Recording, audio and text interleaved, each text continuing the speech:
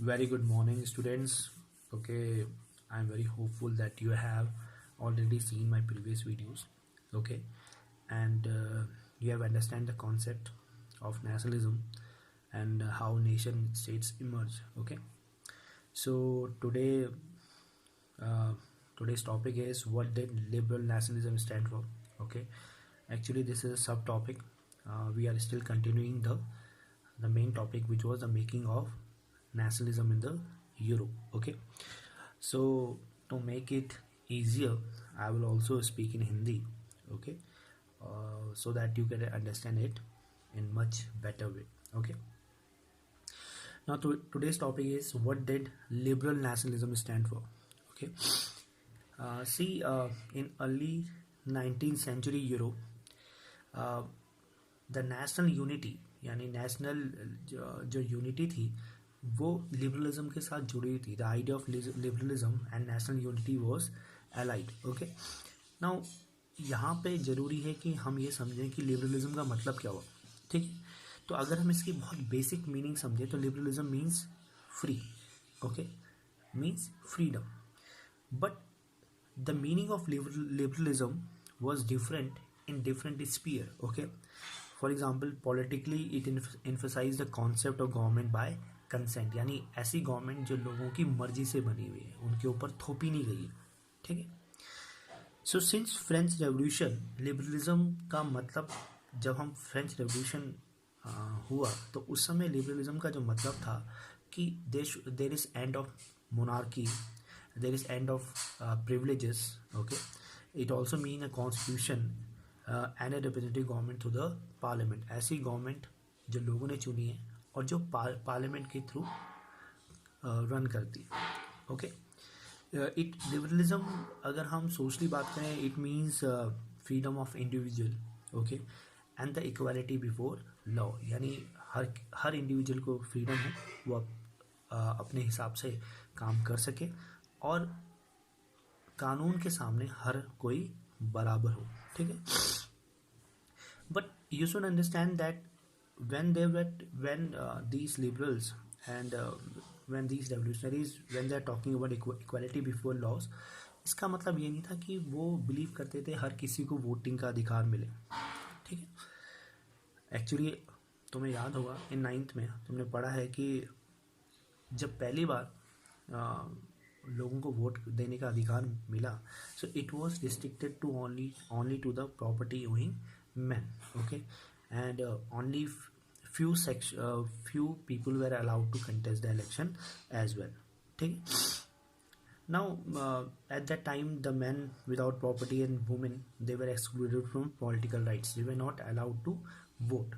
Okay, और जब Jacobins की सरकार बनी, okay, when France became republic and Jacobins they got to the power, उस टाइम पे बहुत ही कम समय के लिए even the non property man also got the voting right. Okay, however this was only for very brief period, क्योंकि इसके बाद Napoleon he got to the power. Okay, और उसने फिर से क्या कर दिया कि जो सफरेज था उसको कम कर दिया. Okay, only property man now were allowed to vote, and the status of women was also reduced by him. Okay, so 19th century 20th century तक the women's and non property men ये अपने अधिकारों के लिए, equal political rights के लिए लड़ते रहे. Okay, they also demand for equal political rights which was not given to them. Okay, now अब हम बात करेंगे कि फ्रीडम, जो हम लिबरलिज्म की बात कर रहे हैं, वो इकोनॉमिक स्फीयर में लिबरलिज्म का मतलब क्या है. ठीक है, now here freedom means freedom of market, यानी जो मार्केट है उसमें फ्रीडम. अब फ्रीडम का मतलब क्या हुआ यहाँ पे कि एक्चुअली क्या था कि उस समय ट्रेड में बहुत सारे रिस्ट्रिक्शंस है जो गवर्नमेंट द्वारा लगाए गए थे. ठीक है, so these are called state imposed restrictions, and because of restrictions there was hindrance in the movement of goods and capital. Okay, it was not the movements of capital was not easy, it was not free. Okay, so during the 19th century all the emerging middle class उनकी demand ही यही थी। वो चाहते थे कि जो market हो वो फ्री हो, free from constant and hindrance. Okay, so अब ऐसा वो क्यों चाहते थे, ठीक है, and what was the hindrance, what was the constant in that. देखो यहाँ पे हम एक एग्जांपल से समझेंगे कि अगर कोई बिजनेसमैन 1833 में वो हैमबर्ग से नमबर्ग जा रहा है अपने सामान बेचने के लिए, ठीक है, तो he have to pass through the 11 custom barrier, यानी उसको 11 कस्टम बैरियर पार करने होते थे, और हर कस्टम बैरियर में उसे 5% कस्टम ड्यूटी पे करनी होती थी। समझ में आ गया?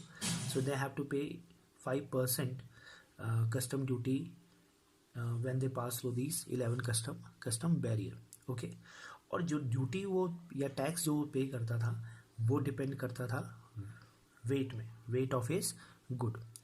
अब प्रॉब्लम ये थी कि जो वेट और जो मेजर्स थे वो भी सेम नहीं थे, मेजरमेंट भी सेम नहीं था, हर जगह का जो मेजरमेंट था वो अलग अलग था। So as a trader it was very time consuming calculation. Okay, so ये जितनी भी चीज़ें थी ये एक्चुअली क्या थी, ऑब्स्टिकल थी, बिजनेस के लिए ऑब्स्टिकल थी। Okay, and it was obstacle to economic change and the growth by the new commercial class, यानी जो नई कमर्शियल क्लास थी, जो नई बिजनेस क्लास थी, उनके लिए ये ऑब्स्टिकल्स थे, उनके लिए ये बाधाएं थी। Okay, so these new commercial class they want that there should be unified economic territory, यानी ऐसी टेरिटरी जहाँ पे क्या इकोनॉमिकली वो सेम हो, there should be no difference. Okay, और ऐसी टेरिटरी जहाँ पे गुड्स, कैपिटल और लोग बड़ी आसानी से आ जा सके।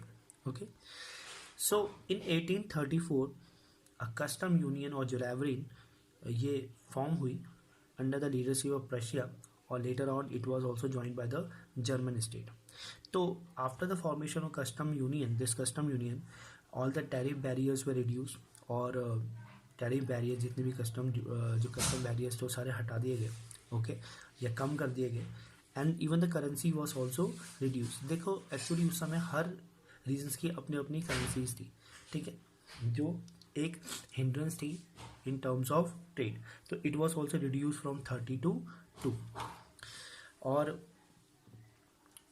ये जो फिर बाद में जब नेटवर्क ऑफ रेलवे इस्टेब्लिश हुआ तो इससे क्या हो गया, जो इकोनॉमिक इंटरेस्ट थे this lead to the national unification. लोगों में जब economically they feel they are same, there is no difference. Okay, so इससे क्या हो गया, लोगों में नेशनल सेंटिमेंट भी डेवलप हुए।